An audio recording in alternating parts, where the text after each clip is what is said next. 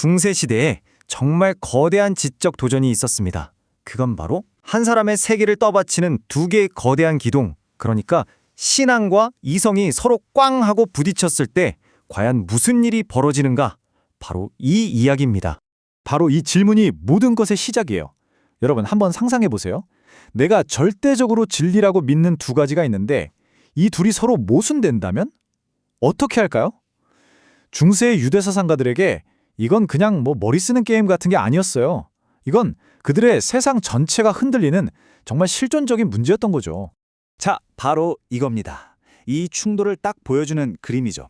왼쪽을 보시면 계시가 있어요. 성경이나 탈무드처럼 신의 말씀, 그러니까 믿음과 전통으로 내려오는 진리죠. 반대편에는 이성이 있습니다. 그리스 철학, 특히 아리스토텔레스, 논리와 관찰로 세상을 파헤치는 거죠. 중요한 건 당시 지식인들에게 이 두 가지는 둘 다 포기할 수 없는 똑같이 강력한 진리의 원천이었다는 거예요. 아니 근데 여기서 궁금한 게 생기잖아요. 아니 고대 그리스의 아리스토텔레스 철학이 어떻게 수백 년, 수천 킬로미터를 건너뛰어서 중세 유대 세계까지 오게 된 걸까요? 그 여정을 따라가 보면요. 정말 기가 막힙니다. 자, 보세요. 이 여정이 정말 한편의 드라마 같아요. 아테네의 철학학교가 문을 닫으면서 이제 끝인가 싶었는데 아니었어요. 그 지식의 불씨가 시리아 기독교 학자들에게로 넘어가고 거기서 또 이슬람 황금기, 아바스 왕조의 전폭적인 지원 아래 아랍어로 싹 다 번역이 됩니다. 그리고 알파라비나 아비센나 같은 천재적인 아랍 철학자들이 이걸 더 발전시키죠. 그리고 마침내 그 옆에 살던 유대 사상가들이 이 엄청난 지적 유산을 고스란히 물려받게 된 겁니다. 이야, 이건 정말 인류 지성의 위대한 이어달리기 아니겠어요? 자, 그럼 이 엄청난 지식이 도착했어요.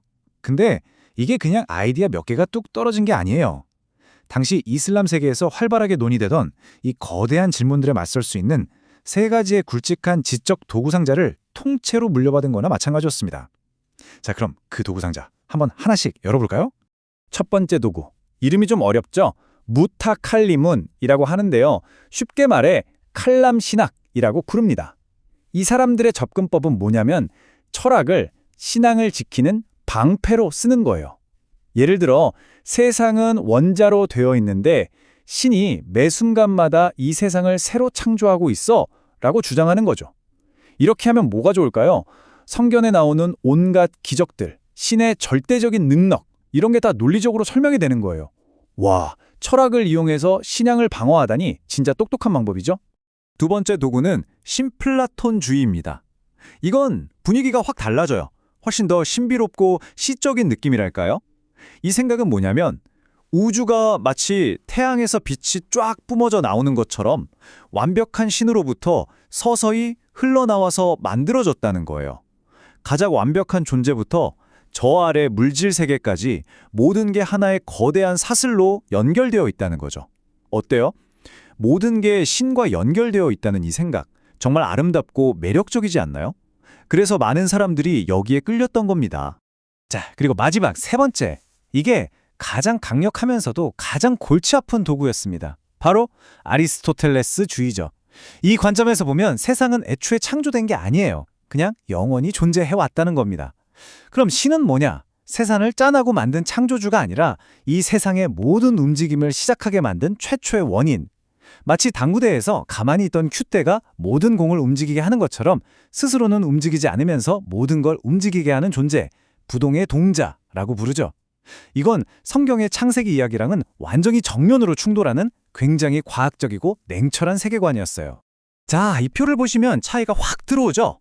세상은 어떻게 만들어졌나? 이 근본적인 질문에 세도구 상자가 내놓는 답이 완전히 달라요. 무타칼리문은 신이 지금도 계속 만들고 있다.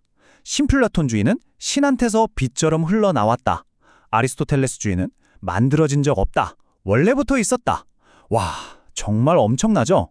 중세 유대 사상가들은 바로 이 세 가지 거대한 선택지 앞에서 고민하고 자신들만의 답을 찾아 헤매야 했던 겁니다. 자, 그렇다면 이 어마어마한 지적 실험판에 가장 먼저 뛰어든 사람은 과연 누구였을까요? 이제 이야기의 마지막 장입니다.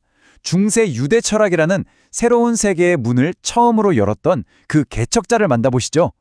바로 이 사람, 이삭 이스라엘리입니다. 이집트 출신의 아주 유명한 의사였어요. 이분이 우리가 기록상으로 알고 있는 이 거대한 철학적 과제에 글로써 답하려고 했던 최초의 중세 유대인이었습니다. 솔직히 말해서 뭐 엄청나게 독창적인 사상가는 아니었어요. 여러 철학들을 가져와서 정리하는 역할에 더 가까웠죠. 하지만 그게 뭐 어떻습니까?